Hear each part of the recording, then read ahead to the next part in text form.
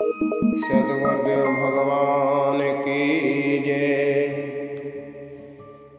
नारायणं नमस्कृत्य नरं चैव नरोत्तमं देवीं सरस्वतीं व्यासं ततो जयमुदीरयेत्। श्रीमद् भगवद गीता एवं अनुगीता एक दृष्टि में श्री कृष्ण द्वैपायन महामुनि व्यास जी ने महाभारत महाकाव्य की रचना की थी। महाभारत का नाम जय संहिता भी है। यह विश्व का सबसे बड़ा महाकाव्य है। महाभारत को केवल मनुष्य ही नहीं, देवता, पितर तथा यक्ष भी सुनते हैं। इसमें 60 लाख श्लोक हैं। 30 लाख श्लोक देवलोक में, 15 लाख श्लोक पितरलोक में और 14 लाख श्लोक यक्ष लोक में सुने जाते हैं। 1 लाख श्लोक मनुष्य लोक में सुने। इसी शतसहस्री अर्थात 1 लाख श्लोकों में श्रीमद् भगवद गीता के 700 श्लोक शामिल हैं। इस तरह से स्पष्ट है कि केवल मनुष्यों को ही भगवद गीता सुनने का सौभाग्य प्राप्त है।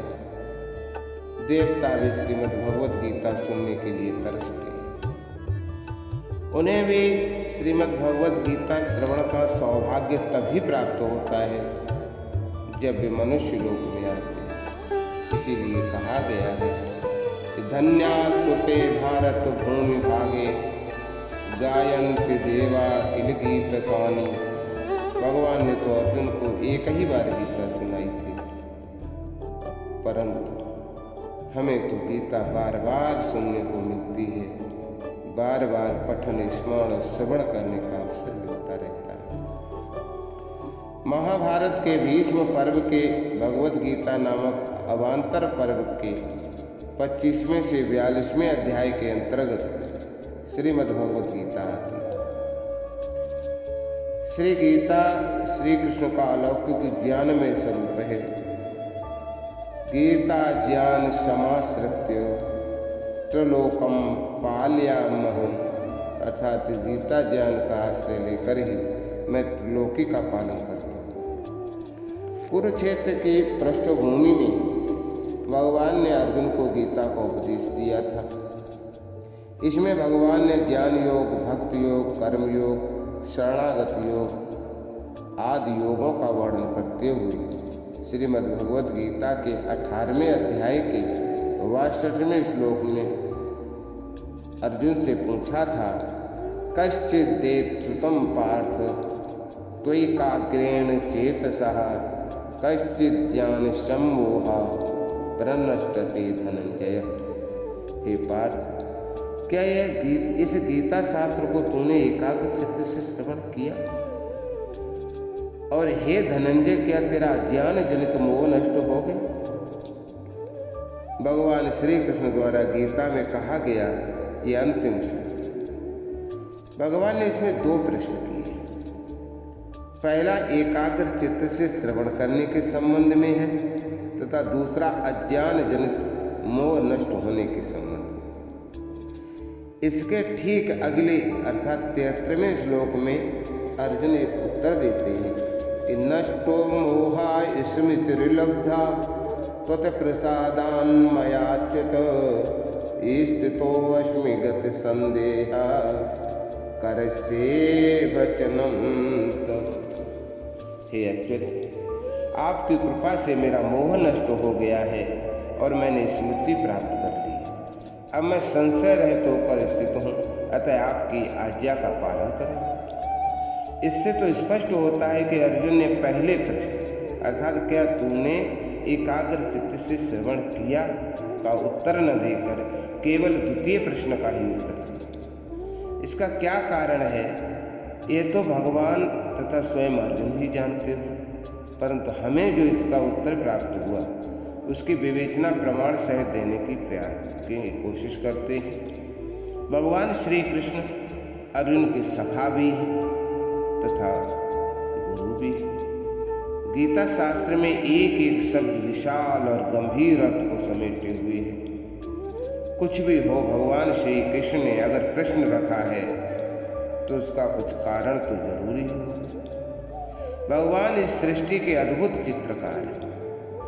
ये गुरु ही समझ सकता है कि उनका शिष्य उपदेशों को हृदयंगम कर रहा है या नहीं। चाहे शिष्य कितना भी चतुराई कर ले। यूं तो गीता के अंतिम श्लोक अर्थात 18वें अध्याय के 78वें श्लोक में संजय अपनी सम्मति देते हुए कहते हैं कि यत्र योगीश्वरः कृष्णः यत्र पार्थो धनुर्धरः तत्र श्रीर्विजयो भूतिर्ध्रुवानि तिर्मतिर्मम। हे राजन, जहाँ योगेश्वर भगवान श्री कृष्ण हैं और जहाँ गांडीव धनुषधारी अर्जुन हैं, वहीं पर श्री, विजय, विभूति और अचल नीति है। ऐसा मेरा मत है। तो यहाँ हम देखते हैं कि संजय की ये मति अर्थात ये निर्णय सही साबित हुआ, परंतु भगवान के प्रश्न कश्चित देत श्रुतम पार्थ त्वयैकाग्रेण चेतसा।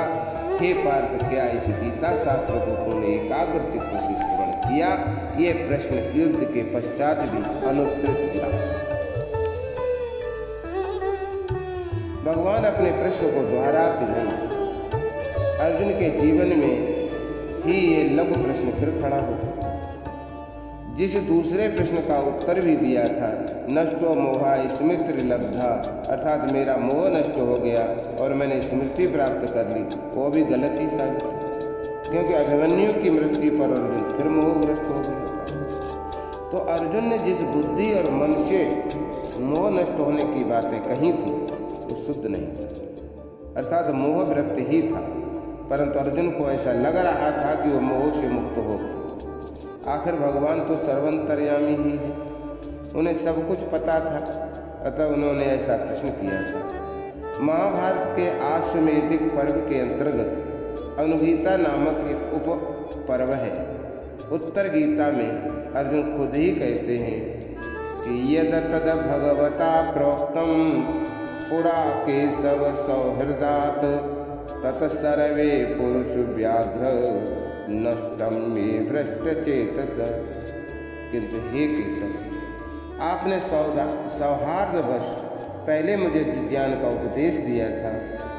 मेरा वो सब ज्ञान इस समय विचलित चित्त हो जाने के कारण नष्ट हो गया, मैं भूल गया। भगवान को ये बातें अप्रिय लगी। वे कहते हैं कि नूनम श्रद्धा नौसि दुर्मेधा हयसि पांडव। हे पांडु नंदन, निश्चय ही तुम बड़े श्रद्धाहीन, तुम्हारी बुद्धि बहुत मंद जान पड़ती है। तो इन प्रसंगों से ये स्पष्ट है कि पार्थ ने अपने पहले प्रश्न का उत्तर इसलिए नहीं दिया था कि उन्होंने एकाग्र चित्त से गीता शास्त्र का श्रवण नहीं किया। ये बातें भगवान श्री कृष्ण को भी पता था, अतः ये गुरु होने के नाते उन्होंने पार्थ से ऐसा प्रश्न किया। उस समय ऐसा प्रश्न करने के पीछे भगवान का यही मंतव्य था कि अगर पार्थ फिर से पूछे तो मैं अभी ही इसको दोहरा दूंगा, क्योंकि वे उस समय योगारूढ़ होकर स्थित थे, परंतु ऐसा न हो सका। और फिर उन्होंने अर्जुन के कल्याणार्थ उत्तम गति प्रदान करने में सक्षम उसी परमात्म तत्व को भिन्न रूप से वर्णित किया, उसी को उत्तर गीता या अनुगीता। जीव को शुभ अशुभ सभी कर्मों का फल अवश्य होगा, अतएव सत्कर्म ही करे, ऐसी प्रेरणा देने के साथ ही जीव की विभिन्न गतियां तथा मोक्ष प्राप्ति के उपायों का वर्णन भी इसमें हुआ है। विशेष बात यह है कि भगवान ने स्वयं अपने मुख से योग क्रिया को भी बताया है। साथ ही यह भी कहा गया कि जो कोई इस योग का अभ्यास 6 महीने तक करेगा उसे ये योग सिद्ध हो जाएगा। ये भी श्री कृष्ण अर्जुन संवाद के रूप में हुआ है। अतः उत्तर गीता को श्रीमद् भगवद गीता की व्याख्या माना जा सकता है। एक तरह से यूँ कहा जा सकता है कि भगवान श्री कृष्ण श्रीमद् भगवद गीता में जो कुछ कहना चाहते हैं उसका मर्म ही उत्तर गीता है। भगवान उत्तर गीता के अंत में फिर से वही प्रश्न करते हैं, लगभग उन्हीं शब्दों को दोहराते हुए जो उन्होंने श्रीमद् भगवद गीता के 18वें अध्याय के 72वें श्लोक के प्रश्न में किया।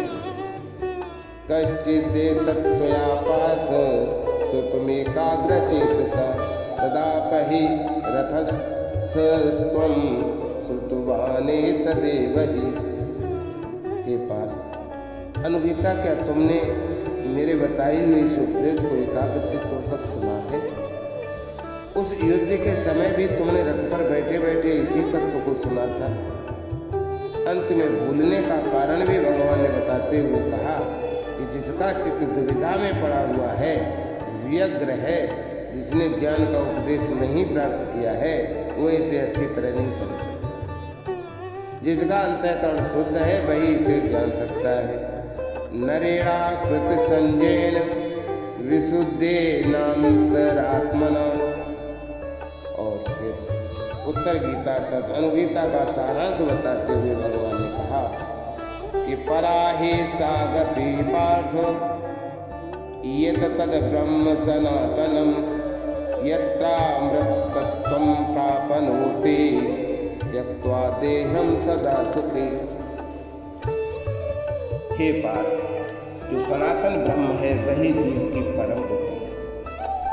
ज्ञानी मनुष्य देह को त्याग कर उस ब्रह्म में ही अमृतत्व को प्राप्त होता है और सदा के लिए सुखी होता है। अंत में ये भी कहते हैं कि ना तो भूयो अस्ति किंचन, इससे बढ़कर कुछ भी नहीं। हे अर्जुन, इससे बढ़कर कुछ भी नहीं है।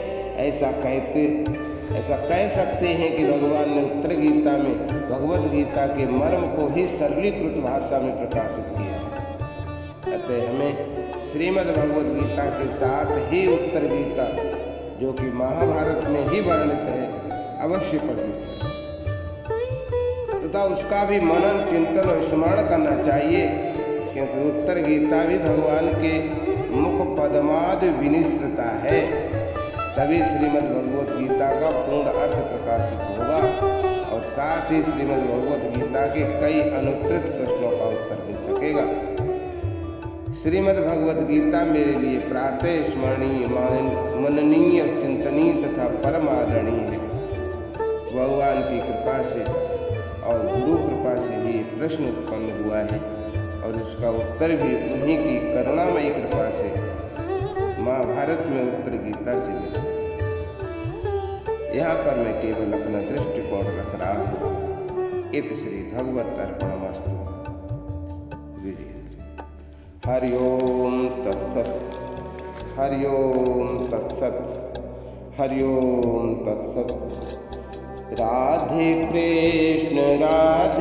कृष्ण कृष्ण कृष्ण राधे राधे, राधे श्याम श्याम श्याम राधे राधे, राधे कृष्ण कृष्ण कृष्ण राधे राधे, राधे श्याम श्याम श्याम राधे राधे। अब यहाँ से आगे उत्तर गीता अर्थात अनुगीता के क्रम से पाठ होगा, क्रम से एपिसोड प्रसारित किए जाएंगे। आप लोग ध्यान से सुने, समझें, पढ़ें और देखें। सद्गुरुदेव भगवान की जय।